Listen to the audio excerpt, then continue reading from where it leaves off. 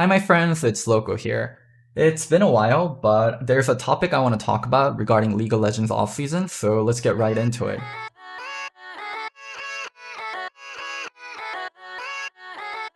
Offseason hasn't really even started yet, but moves are being made. For most teams, they start working on their offseason moves during World, especially regarding their coaching staff. And even for coaches that are competing at Worlds currently, most organizations have this open door policy. Even where you are under contract, you're still allowed to talk to teams so you can set yourself up for the future in the upcoming offseason.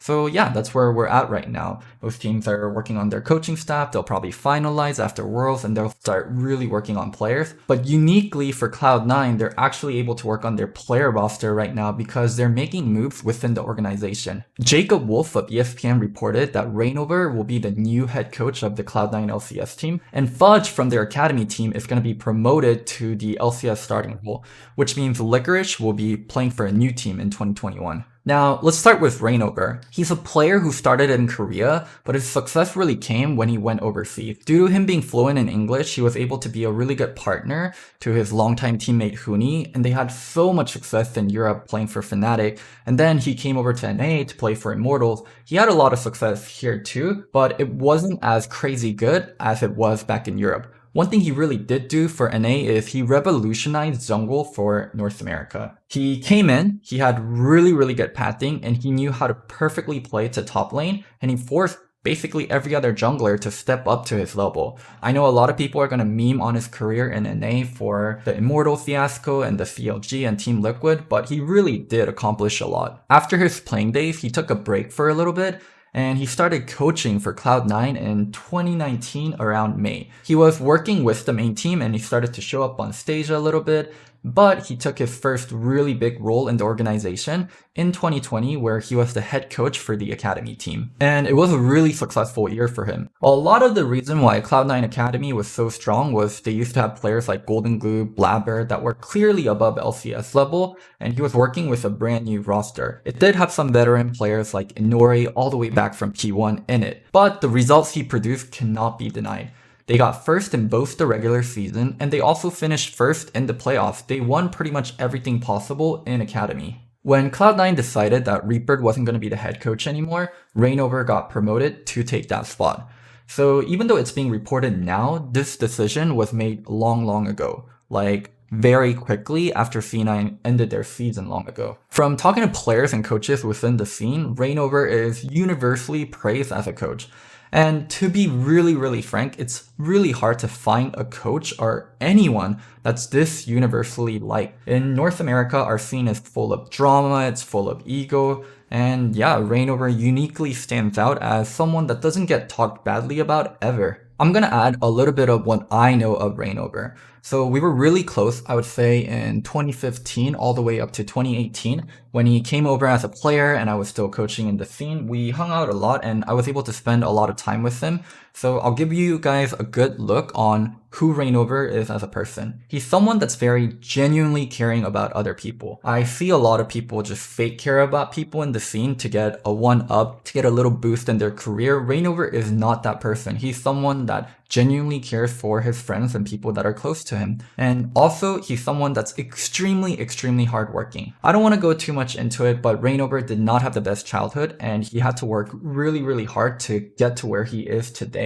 And a lot of that shows, like his work ethic, the kind of prep that he does. I remember talking to him about jungling and kind of the prep he does, how he decides his pathing back when I was on Team Liquid as a coach and he was on Immortals as a player. He would talk about various pathing, how long it takes to do a certain path, how he can be faster than a certain jungler, and knowing all the little bitty timings that really makes him a top tier player. I know a lot of junglers do this nowadays, but back in 2015, back in 2016, this was very unique to Reignover. How long he spent time in customs perfecting his pathings, measuring the timers versus what other jungler timers would be. And to add to all that, he's someone that's completely fluent in English. He spent his part of his childhood, oh my god, it's in some random ass island where they spoke English fluently, and he learned English there, so he has near perfect English. And also, he's someone with his roots really down in North America. There's a lot of Korean players and coaches that come over and that just wants to make money or that just wants to enjoy time in America and then go back to Korea.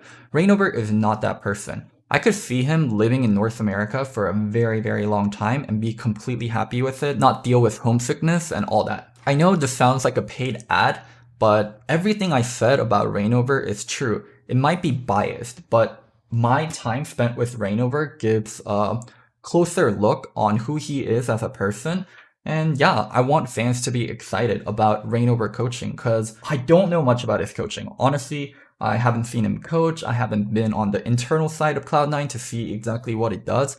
What I can tell you is Reignover is someone I believe in fully as a person.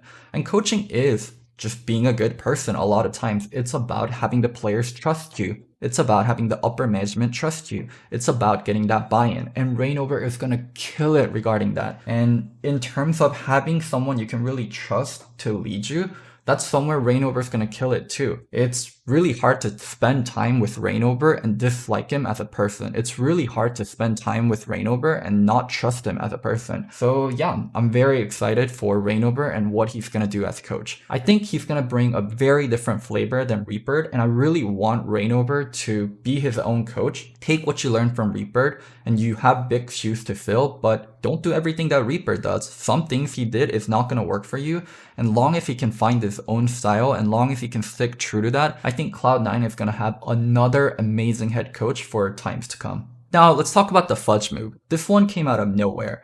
I think in September, Cloud9 announced that they're going to be keeping their entire roster going into 2021, so yeah, something happened. And that something is Riot blowing up Oceania.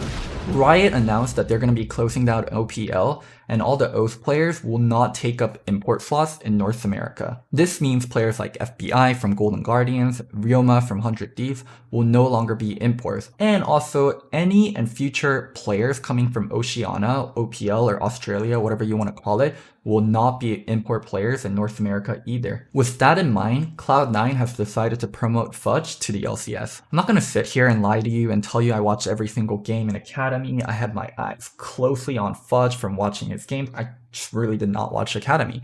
So I talked to someone that did, Tim.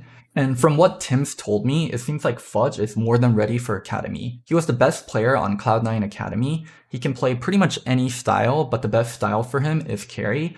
And he's gonna need a little adjustment time, but he is 100% ready. Also, I'd like to imagine the new head coach Reignover, who's been working with Fudge for the entire year, gave his input too. Now, it does seem really crazy to let go of Licorice, a young North American talent that's playing solo lane, but yeah, when you consider it's Cloud9, it's not that crazy at all. C9 is great at nurturing talent, and they often end up with more than 5 LCS level players in their roster, and when that happens, they'll normally sign the younger player to a long-term deal, and they'll transfer the older player to a different team. And we've seen that happen over and over again for Cloud9. I think a really great example is Blaver and Svenskeren. This kind of process really makes sure Cloud9 is not beholden to one star player, and that the team and the greater good of the team comes first before anyone, and it also keeps Jack's wallet very, very happy. I'm sure some C9 fans already have their pitchforks out. I can see the angry Reddit comments, the angry Twitter comments, C9 lost the offseason again. That's gonna be the title of the video. But I want you guys to consider one thing. Jack and the other decision makers on C9 see so much more than you guys do. They spend so much more time with the players. They have way more intimate relationship with the players. They just know the players, and they just know the team atmosphere and the overall ecosystem of running a team way better than you guys. What you guys see is tip of the iceberg. And it's a very small tip, and it's a very, I don't want to say fabricated, very selected tip. Everyone shows their best on social media. Cloud9 in their videos are going to want to show you the best of these players. I'm not saying Licorice is problematic. From everything I know of Licorice, he's a great player. He's a great person to be around. He's a very likable person. But you guys only see that part. I'm sure he has his flaws. And yeah, this is what makes fans angry. They just see the great parts in a player. They just see he's such a great player. How can you let him go? Like, he's so good. Why are you guys letting him go? Who the fuck is this Fudge guy? Like, why are we bringing him up? Who the fuck is Reignover? Give us back Reaper. No Sneaky, no Worlds. I get it. I truly do get it. And often enough, the decisions that Cloud9 makes is very confusing to me too. But they've shown over and over again that they're an org that knows what they're doing. I think Cloud9 really does have some of the best management in North America.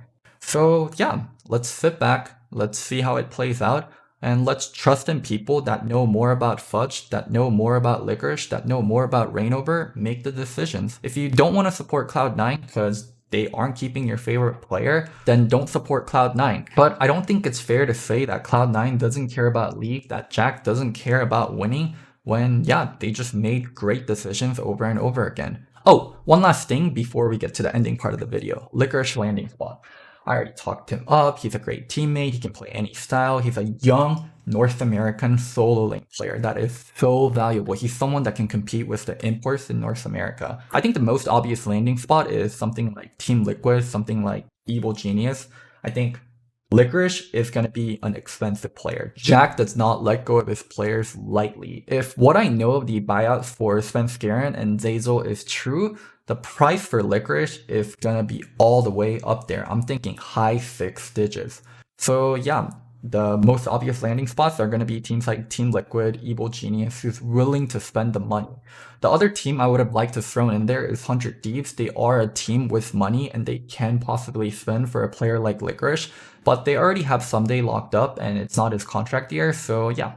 I don't think it's really going to be a thing. I think Licorice along with Centauran and Jensen are going to be some of the hottest commodity available this offseason. And where he lands is going to be a really big thing to talk about in North America. And I'll make sure to do a video on that. So I hope you guys enjoyed this video. I had a lot of fun making it. And I'm going to be very selective about the videos I make in this offseason. I'm definitely not going to talk about every single roster move, but roster moves I have insights on. Roster moves I feel very passionate about, I'm excited about, I'll talk about. And also for people coming here to expect news stories, for people coming here expect me to break news, it's just not going to happen.